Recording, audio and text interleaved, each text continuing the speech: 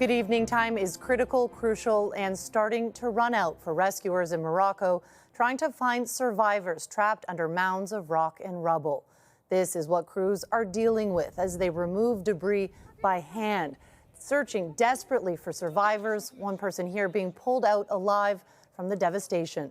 The country's strongest earthquake has killed at least 2,100 people and injured even more. So far, there are no reports of any Canadians being killed or injured. Feelings of aftershocks have many sleeping in the streets tonight, too afraid to stay inside. Today, the first funerals were held as the country begins 3 days of national mourning. CTV's Melanie Nagy starts us off. A distraught woman is comforted while rescuers use a blanket to carefully cover her loved one's body as it's removed from the rubble. When the crew heads towards a makeshift morgue, you can hear her sorrowful screams. Morocco is grieving the loss of thousands of people after a disastrous earthquake struck the country late Friday.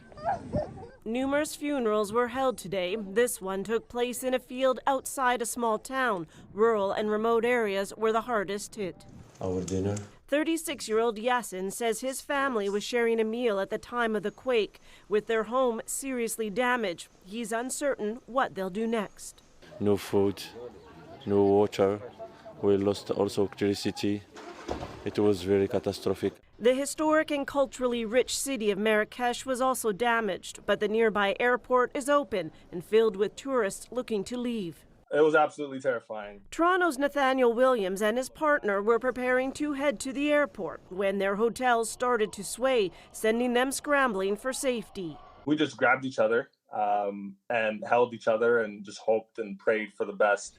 But, you know, we were thinking this may be our last moments, honestly. Global Affairs Canada is helping dozens of Canadians and urging anyone who hasn't reached out to make contact. It was like if the ground under me was collapsing. Montreal City Councillor Serge Sasseville was visiting friends when the ground started to shake.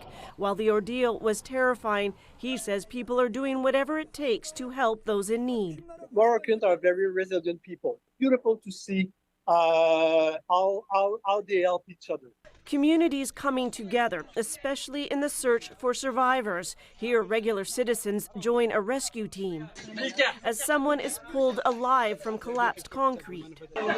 After they're placed in an ambulance, people embrace. It's a much-needed moment of joy in what's been a tremendously devastating and difficult time. Melanie Nagy, CTV News, Vancouver.